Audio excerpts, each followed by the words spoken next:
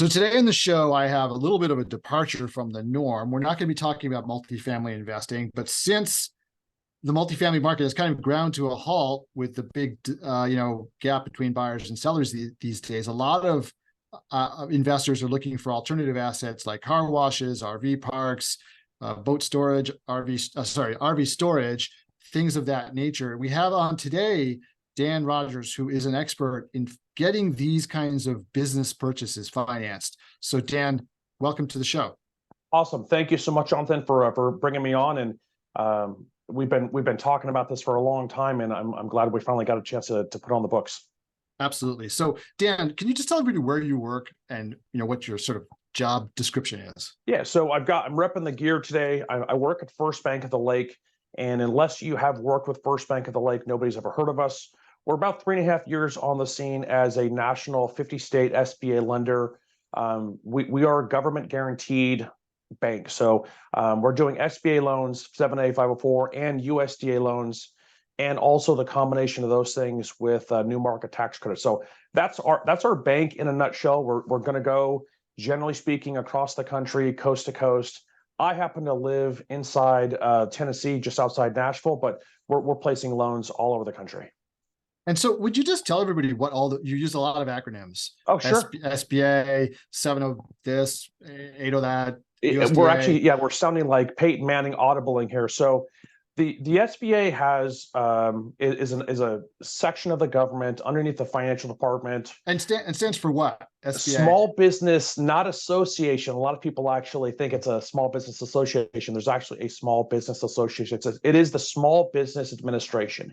And it has many departments. The EIDLE loan, which is emergency infused something capital. So all of the EIDLE loans that you saw people get, that was through the SBA. The PPP, the Paycheck Protection Program, was through the SBA. Whenever there's a hurricane or a fire, the SBA will step in and actually provide business owners with financing in a disaster situation. And then there's a little adjunct arm of the SBA, which is for lending. And there's generally 2 food groups, and they only are eligible for one particular type of borrower, which is a business owner. A business owner using the capital that they're getting for their actual business. And so, and it's not even every business owner. You can't run a pawn shop and get an SBA loan under certain situations. You can't run a casino. You can't be a gentleman's club and get an SBA loan. So there's some exclusions. You can't be a felon and get a small business loan. But inside these buckets of SBA loans, these small business administration loans, we have a 7A. It's just a program. And we have a 504, and it is just a program. And I tell people all the time, nobody wants a 7A loan and nobody wants a 504 loan. In fact, nobody wants a loan at all. But these loans are there, and they allow people to get high leveraged loans with long terms. And so the payments are relatively modest for a business owner. There are loans and lenders that go down to $25,000 for the 7A. And the 7A program will go all the way up to $5 million loan for equipment, business purchases, working capital, commercial real estate. You can buy a plane, you can buy a tugboat, you can buy a shipping container with an SBA 7A loan. On the other side, there's the 504. Again, it's just a nomenclature. It's a completely different program. These are for more established businesses, larger loan types and programs or scenarios. Generally speaking, it's for commercial real estate and or the equipment, the big machinery that goes into a building, or like a laundromat would be a 504 loan worthy. A self-storage with all of the gates and things like that, that would be an eligible 504. And so you have your equipment, your tugboats also account for the 504, and those can actually go from $500,000 loan size all the way up to $12, $14, $15 million loan size, as they partner with the SBA on the second lien to give what's called a 90% available, I guess, LTV, if you will. So if you're going to buy a $15 million building with the SBA 504, you only need to bring in $1.5 million to make that purchase happen. So It's a program where it just gives banks a guarantee to allow to make a higher leverage loans. And so, like, what kinds of things are eligible for this? Like, from my understanding, so you said it needs to be owner run, right? Yeah. And so it can't be just like an investment property. Is that correct? Right. So like a multifamily, an apartment building is not going to qualify, but a hotel will. Um, a a retail strip mall will not qualify because we have to have a certain percentage of occupancy of the borrower. They have to be more than 51% of the real estate to qualify. But somebody who owns a retail hot dog stand or burger stand or clothing stand, that will qualify because they own the entire building to provide their retail goods. A horse racing facility won't qualify because it's gambling. However, a horse farm will qualify because it is not gambling. It is actually in the business of raising horses for their sale. So there's this word that I can't say very easily, and it's to say that anything that has kind of a deviant nature to it, which is prurient, that is the exclusionary word with the SBA. I don't even know like where they got that word, but it comes up to allow somebody a subjective opinion on what is or is not good for society in order to be eligible. It's essentially like the government doesn't want to be involved in like lending to essentially like vice businesses, right? So like That's gambling exactly or what it like is. Somebody whatever it made a is. decision. Yeah, we're Yeah. not going to lend to a casino or a pawn shop or something like that. So, but it's amazing at the types of businesses that are actually eligible for SBA financing. But there's this little caveat, like the big 4 or 5 that I think of all the time are kind of in that fringe. A fringe business is a car wash, laundromat, self-storage, and self-storage is RV storage, boat storage, marina, although it was kind of more like a hotel. And then also like a co-working space where you buy a building and you rent out all the offices individually. These can be very, very positive. In fact, I hear a lot of investors are trying to actually find this space, to get into these things. But if you're running these things on the day to day as your own business, some of these are kind of hands off. These can actually get SBA financing. Again, little as 10% down for some of these properties. And I'm just curious. I know that we talked earlier about the multifamily kind of dipping, and that's your forte. What are you seeing investors wanting to get into that may actually be relevant to SBA? Yeah. So what I'm seeing a lot of, and I literally just had a conversation with my previous guest earlier today. Um, One of the things that people have become attracted to is car washes, and in Really? particular, like express car washes or automated car washes. So essentially, businesses that are fairly easy to run, don't have a lot of employees, but and have really good cash flow, right? And the idea being that you can buy an apartment building. If you buy an apartment building, you're essentially paying like 20 times the NOI to purchase that property. Whereas for a car wash, maybe you're paying 3 times EBITDA for that car wash. Your cash flow is a lot better, and then while you can essentially use the car wash then to finance sale purchases of multifamily at some point down the road when the market shifts, or else just run those things. So I'm seeing a lot of people kind of look at these alternative assets as things to be investing in, while the market is slow. But I do have a question for you, which is so there's this thing that you mentioned, which is that they have to be owner operated. So what does that mean exactly to be owner operated? Nobody know. Well, we know. We know that we can't have like as a for example, on a self storage side, a CubeSmart is not going to be an owner operated business because of they are excluded on the SBA franchise list. Because So is that because it's a franchise? It's like completely third party no, managed out, or why it is that?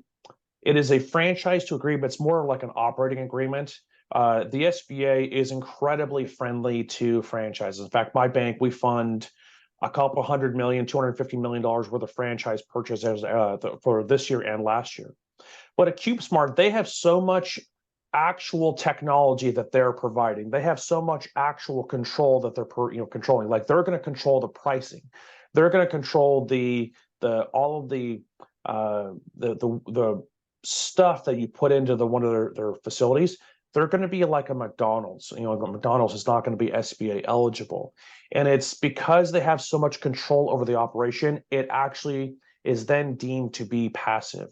Where if somebody just goes and buys a plot of land and builds their self-storage and they're sitting behind the counter and they make their income from all of the people that pay their rent and they sit behind the counter every single day, that's not what a lot of people want to do. And I would imagine that your clientele, that's the farthest thing from their mind is sitting behind the counter, checking people in and cleaning out self-storage units.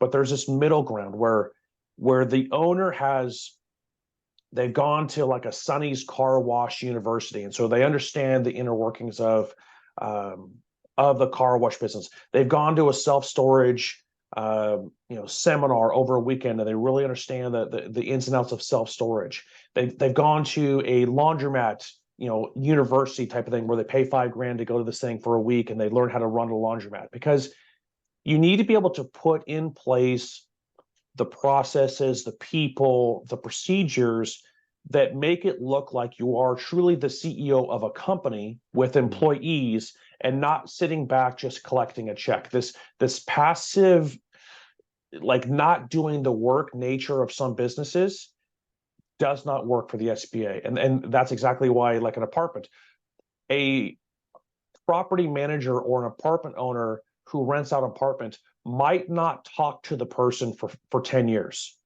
And then the person moves out. That is a passive situation. But a car wash, you're talking to people, there's an operation that's going on every single day. So I guess I can think of like a couple of examples that are like on the borderline here, and I want to sort of run them by you and see what you would say. So let's say, for example, with a multifamily property, you've got 200 apartments, right? And nowadays, the way that people like me are running these properties is we're buying them, we bring in third-party management, we're overseeing the third-party management, but we're not there day-to-day operating the property ourselves. So I'm reading into what you said that would not be eligible. Correct. But the old way of running an apartment, 10 years ago, the people who ran an apartment was actually the owner was the guy who managed it himself, right? And or herself, or maybe they had an on-site manager to do the day-to-day, but they were really like in the weeds of the business, even if they delegated a lot of the day-to-day to somebody else. So would that have been eligible for SBA? It's not. It comes down to when it's a dwelling and there's a lease agreement for more than 30 days. That's an automatic tripwire for the SBA. It doesn't work. So even extended stay hotels, we get kind of granular, like, are people living in these hotels or are they just staying there for multiple weeks at a time?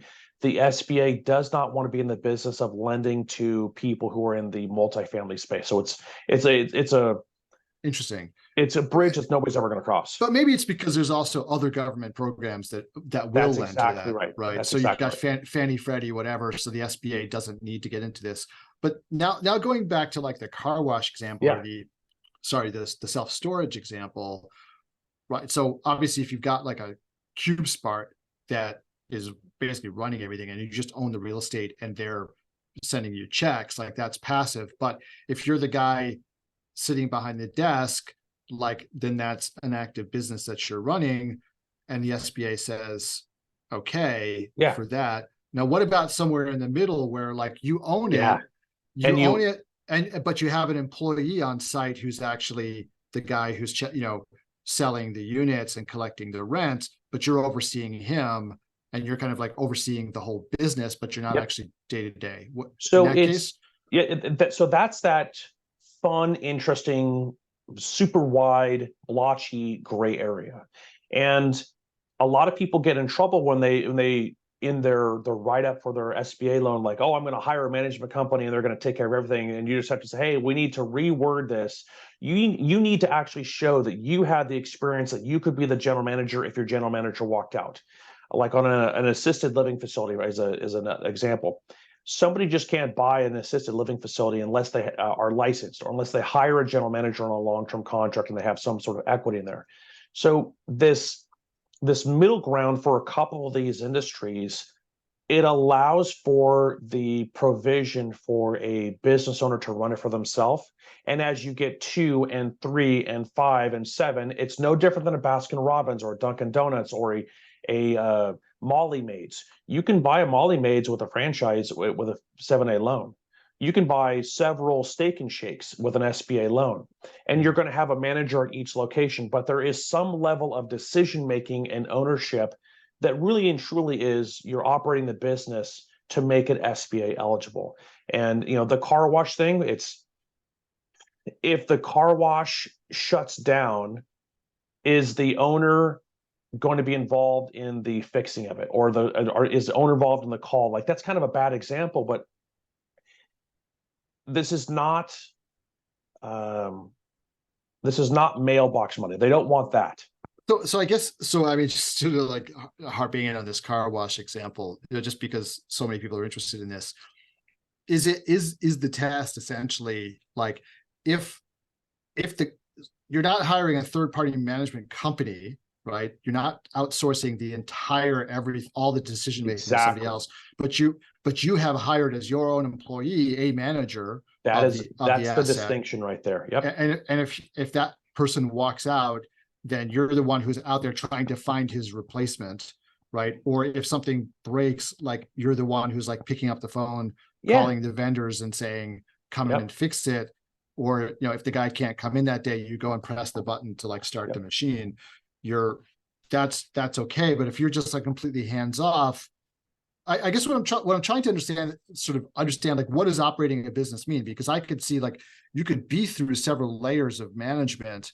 You're still running the business, but you never see the location. Like, are you still eligible for SBA? Absolutely. You're absolutely eligible for that. And is it your company running the day-to-day, or is it somebody else who you pay like this management fee to run it? Which is now I think I understand. So if it's your company, so if you set this up so that it's your company that hires the employees to actually do the day-to-day work, that's SBA eligible. But if you have essentially outsourced everything and you've hired some other company to run it for you, then that's considered mailbox money, and that's not exactly. And so there's a whole bunch of eligible and non-eligible businesses out there. In fact, you can go to Google or to the SBA website, and you can Google the SBA franchise directory, and you can see 100 car wash franchises. You can see 100 self-storage franchises.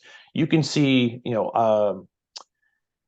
probably laundromats that are in there. You can think of a lot of these industries where it's set it and forget it. My God, anybody who's ever been around a car wash, you understand it's not set it and forget it. They have all of these parts.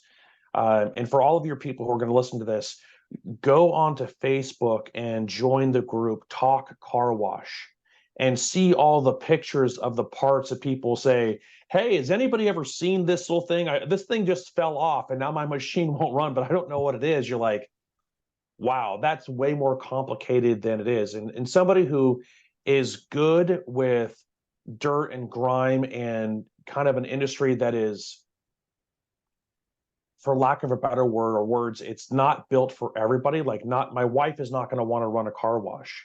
But me, I would find it fascinating because of all the parts and all of the pressure and all the physics behind it.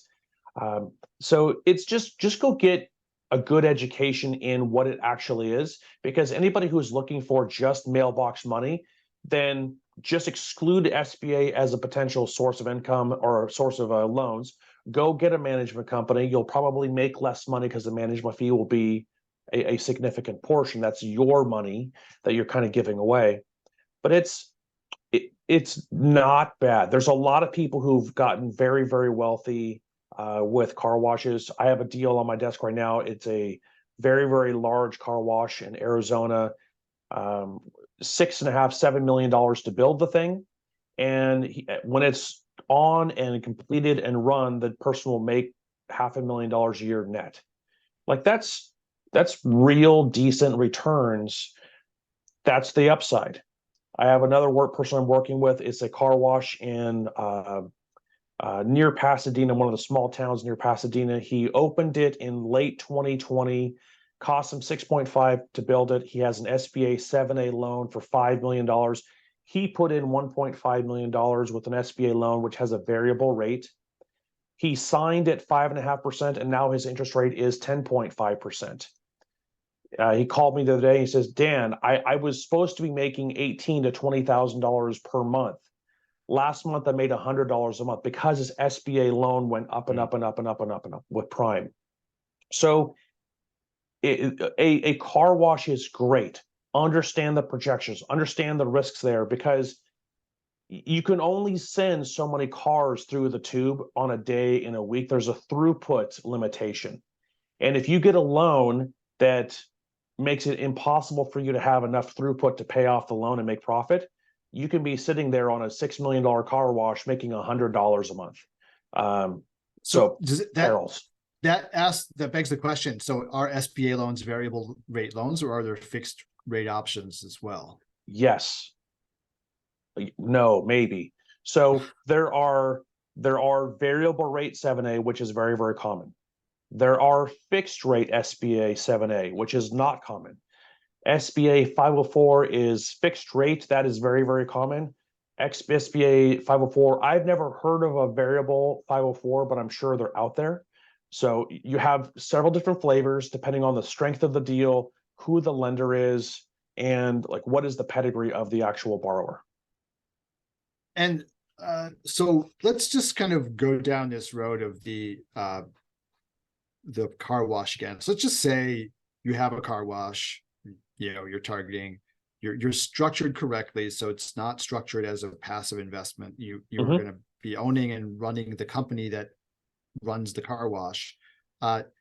Walk me through how a deal with SBA financing would work for something like that. Sure. So we have two scenarios that we can actually talk at a high level. Existing car wash that's going to be purchased, ground up construction that's going to be made. So let's start with purchasing one, because I think probably most people are going to be looking at one to buy as opposed to building. Yep. So the first thing to do is go get very, very familiar with how to buy a business.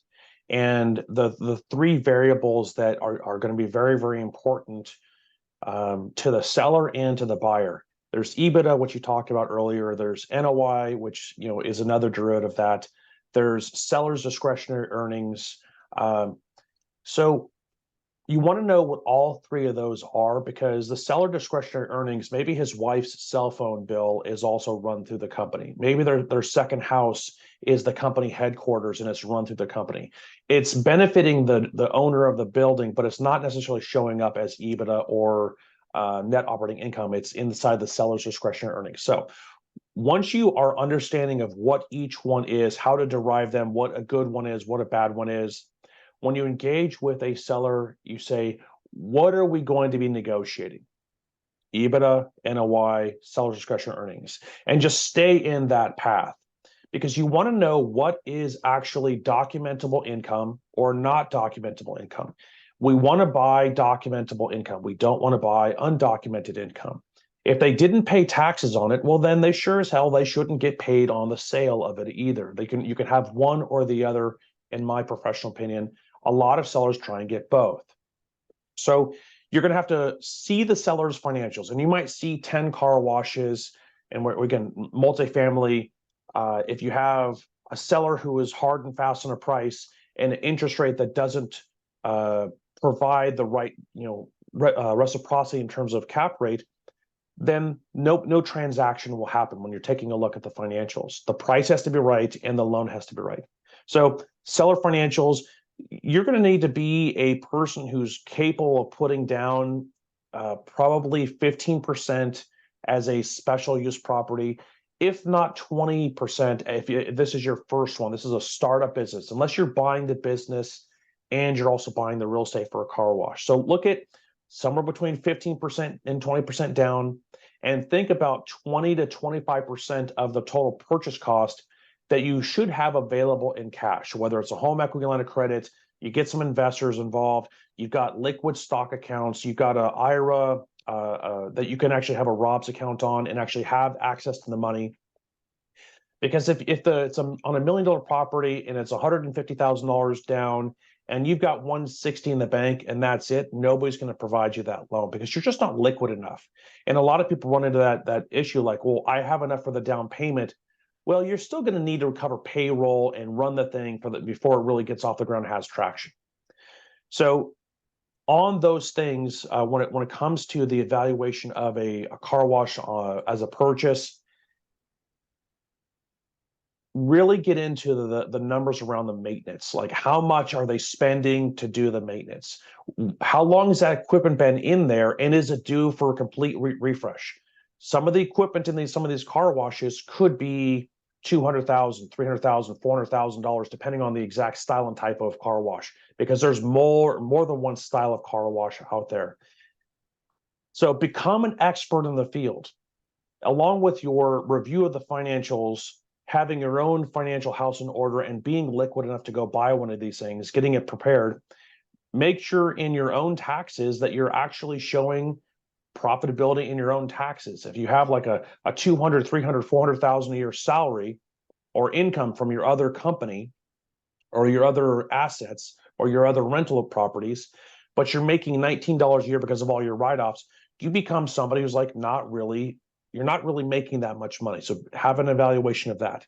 Well, actually, let me Yeah. interrupt you here. Well, there's a couple of things I wanted to ask you about. So for real estate investors, a lot of people show, because they get so much depreciation deductions on the real estate, they show, losses or very little income, but in reality, a lot of cash is coming in the door, right? No, I agree. So how does, but from the SBA perspective, is that person actually not financeable because their tax returns are showing a loss? It's just one little aspect. If I see somebody and they've got 5 rental properties on their Schedule E and they're using the tax code, and the gross number is $400,000 a year, and because of all the depreciation, they're making $11 a year. And I look at their bank account and there's $900,000 in their bank account, there's $1 million in their stock account. Cool. If we're showing all these losses on paper on taxes over years, and then we look at the bank account and there's $40,000 in there, and they have a $2 million house and they're driving a big ass car, okay, where's the money going? Are they actually using the tax code to survive, or are they using the tax code to stash away other money? Then we get into every single time they get $100,000, do they go buy a $100,000 house as a rental property? Again, that's going to show up in their Schedule E, like how many little homes, how many places did you park your money and not keep it in your bank? Those will all be kind of the totality of the deal. But it's the SBA gives a lot of carte blanche in autonomy to the lenders to say this person is worthy of a loan and this person is not worthy of a loan. And I'll just ask you a trivia question here. A lot of people get this wrong. How many lenders provide SBA loans in the United States? I have no idea. Yeah. Most people don't. Just, like most people don't know. Just happen to guess. Is it like 50? Is it like 500,000? Yeah, 10,000. I don't know. Okay. So between banks, non-bank lenders, and credit unions who are able to provide SBA loans, there's probably someone in the nature of 4,500 to 5,000 actual lenders across the United States. Here's where it gets interesting. Some are 50 states, some are 39 states, some are one county. And so just because there's a lot of lenders doesn't mean that there's a lender for you in your particular area all the time. And each lender has they have rules that they follow by the SBA, but they have their own lender overlays and guidelines that actually, what they can and cannot do with the money. So it gets really, really complicated. This is where a lender may say no to a loan, and the borrower would say, oh, the SBA said no to me. No. That one lender who is incredibly tight-fisted didn't like your character or the debt service or whatever it is. This other lender who's a little bit more aggressive does like it. So one lender or one decision at one lender does not mean a decision at all. So that's probably a key takeaway right there is if you have people shopping and they're looking at SBA loans, I always recommend go with a loan broker on this one. Get 4 or 5 eyes on your deal, get 15 eyes on your deal, and really understand if it is a yes or if it's no. And if it is a yes from one, then you can start shopping rate. But until you get a yes from one, it might be a no from them all. And that kind of just tell you what you have in front of you. And it's amazing at how different a lender can see a deal or a particular file. And then, so the second question I had on this was in terms of the qualification for buying, so for getting an SBA loan, is it based entirely on the cash flow of the business as long as you have that liquidity you talked about, or is there a net worth requirement also, personal guarantees? What's the eligibility like? Yes. Yeah. So the answer on its face, the SBA is a cash flow lender because businesses are able to support themselves with immediate cash flow, pay their employees, pay their bills, pay their taxes with immediate cash flow. The SBA is not looking for an investment development that's going to pay off in 10 years. That's not their horizon. So the cash flow must be there. The asset must be able to debt service coverage the loan and all the expenses. And it's got to be a person who has the experience in the industry. And so, talking about that earlier, if you look at your resume and you've never run a business before, don't try and go buy a car wash. Nobody's going to say yes. Like, it's going to be really, really, really hard for a reason. And somebody who's never run a business and they won the Bitcoin lottery, now they want to go buy a car wash. They're going to buy that car wash and they're going to run it into the ground because it's hard. It's hard managing the people who work at a car wash. It's hard managing the vendors who sell to a car wash. It's hard managing the people who want to sue you for scratching their car who go through your car wash. So without real world business management experience, super tough. And if somebody really, really wants to own a car wash and they've got tons of money, go apply to work at one for a year or 2 years. Become an assistant manager at one. If you've got a bunch of money and you really want that, go show the world that you're willing to put in the time and effort to actually become an expert at a car wash facility. And then you can say, wow, this really is going to be awesome with all of my money, or this is the worst thing I could possibly do to try and get some mailbox money. So it's still, we're looking at cash flow, but equity helps, like cash injection helps. Outside collateral help. Outside income helps. And I use this as an example. A deal, a hotel. There's all kinds of different grades of hotels, and there's a certain type of hotel where the person who owns the hotel also lives there. And if that hotel goes under, the family goes under. And so you're almost looking at an eviction more so than a foreclosure because you have tenants.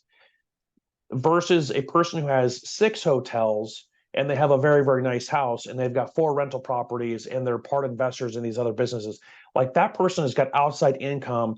And if the SBA loan gets in trouble, this person's going to be able to pay it with these other pieces of income. So it's a totality of the deal, collateral, character. It's a 5 C's of credit. But when it really comes down to is, does the business cash flow right now on historical taxes? Does it cash flow right now based on historical profit and loss, year-to-date profit and loss? Or if it's a new business or it's a complete change of ownership, will it cash flow in the next year to 24 months based on something that they're going to do differently or not do? And so will the projections work out to be like a 115, 112, 115 or 1.2 debt service coverage ratio in the next 12 to 24 months? Yes or no? Again, the SBA is not going to fund a sinking business. It's never going to be their route. But what about like the following scenario where, let's say you have somebody with some experience running a business, right? And they have some savings, right? So, and let's just to put some concrete numbers on it.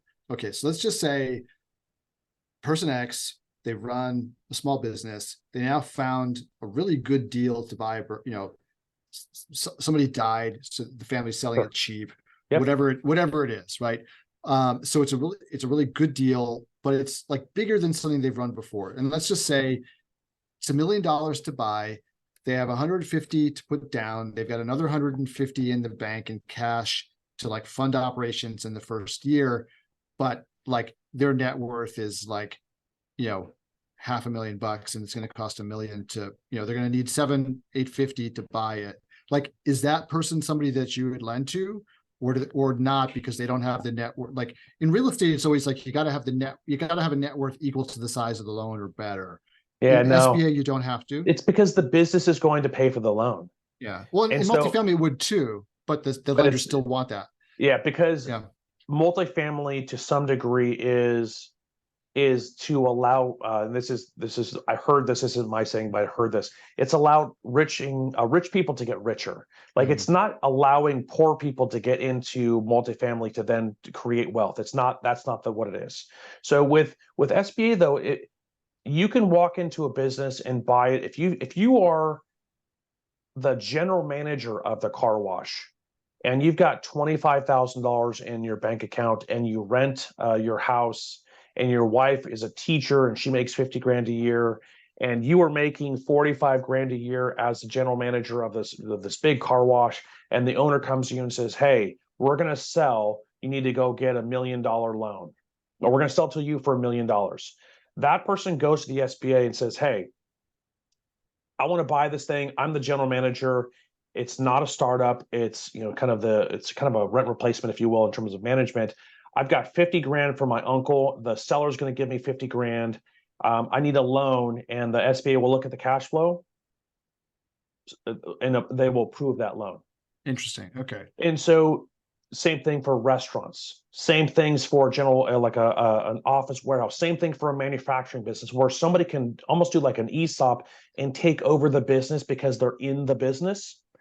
SBA loves those because it perpetuates the jobs. It keeps the business alive. So part of the SBA then is like mission driven, right? In the sense that like the purpose It's not of it, part, it's all. yeah. So the purpose of the reason that this exists essentially is to enable people who are like qualified to run a business to be able to buy a business. That's right? exactly right. That is one of the sole purposes of the SBA lending division. And for somebody on the other side of it though, who doesn't have experience and they've got $3 million cash in the bank, and they want to go buy $1 million car wash, and they've got 15 rental properties, and they manage all those taxes, and they were a vice president as a company, maybe a CFO or something like that, and they want to buy a car wash. The SBA will look at it. This person's going to figure it out. Mm-hmm. And if they don't figure it out, they got plenty of money to fund it until they do figure it out. It's the person who doesn't have money and doesn't have experience, like that's not a fit. Got it. Right. Okay. That makes sense. That clarifies a lot for me. So as to what the purpose of SBA, really is, and why, it's funny when I was, because just so everybody knows, like the reason I have Dan on the podcast is because we actually talked with Dan about financing our most recent hotel deal. And coming from the multifamily background, a lot of the SBA stuff was kind of scary to me, like personal guarantees and like this collateral and all this kind of stuff. But I remember talking, and so you talk to like somebody in multifamily and they're like, oh my God, SBA, like, but then I talked to my friends who are business owners and they're like, SBA loans are the best loans you can get. Like this is like you hit the jackpot if you're talking to somebody about an SBA loan. So it's very interesting sort of perspective change, right? Between sort of what we're used to and what a business owner would look at. But I just, we're gonna have to wrap up soon because I've got to jump on a call. But I did have a question. Sure. About now. So let me throw out the following scenario and see if this is something that's possible. So what if you were to structure your, say, car wash again purchase, where you were splitting off the real estate and you're going to sort of drop the operating business and the real estate into two separate entities and essentially do like a triple net lease to yourself, right? Yeah. Could you, well, I guess either A, do that with an SBA loan, or B, could you go get a traditional real estate loan for the real estate piece and then finance the business piece with SBA? So I'm looking at one of my intake forms right in front of me, and it says, is this an EPC OC structure? which is eligible passable company. This is the entity that's going to own title to the business. OC is the dry cleaners, the car wash, the Jonathan's self-storage. So Jonathan's self-storage would then rent the from ABC 123, which is your building. So that's already built into what the SBA can do and likes. And we actually, when I'm looking at some of these taxes and I see that they're paying rent, and I say, okay, who are you paying rent to? Oh, that's your operating company. I immediately take that off of the add back because it's no longer an add back. It is actually their money that they're charging themselves for tax purposes. So it doesn't hurt the deal at all to have an operating company and an EPC or your entity that holds a title that then rents back. That is totally permissible. It is an IRS tax code, and we like it because if the business gets sued, they don't take the building with it. Right. And so from a liability perspective, it makes a lot of sense to set up that way. Could you go get two loans, or would that be something that, could you finance the business purchase piece of it with SBA and the real estate purchase piece of it with traditional bank financing? Yeah, so we have deals where people have seller financing, where they have investor financing, they pay cash, or they go get some sort of conventional loan, and then they buy the business on top of that. Absolutely. The SBA, though, wants to make sure that you don't walk away from the business loan. So they're going to want to do the real estate loan as well. So they have more hooks into the deal. And if the business goes bad, at least now they have a piece of real estate, collateralized real estate, that they can go and foreclose on and look to get their money back. So you could do it. You'd be making your life a little bit more difficult to do it that way, as opposed to just doing the whole thing with an SBA loan in the first place. But it's not impossible. Not impossible at all. Got it. Well, we're basically out of time. This has been a really interesting conversation. Likewise, I feel like we could have, there's a lot more questions I could ask, but we've just run out of time. If people would like to get in touch with you and, who knows, maybe do an SBA loan or at least learn more about it, what's the best way for them to get in touch? So the simplest thing in the world to do is just Google Dan Rogers -CRE. So I've got my fairly active LinkedIn profile, and I am Dan Rogers -CRE in LinkedIn. It'll go right to my LinkedIn profile. Just connect with me, send me a message. Hey, I heard you on the podcast. Love to connect and talk with you about a loan or any. It doesn't have to be an SBA loan. I do have a background in loan brokering. So if you're stuck with a loan and you don't know where to go, I'm happy to weigh in and point you in the right direction, because it can be very, very confusing. And if you don't have a guide or a Sherpa when it comes to business capital, you can really waste a lot of time and money. Awesome. Well, Dan, thank you so much. It's great talking with you again, and I'm sure I'll see you soon. Definitely. Take care.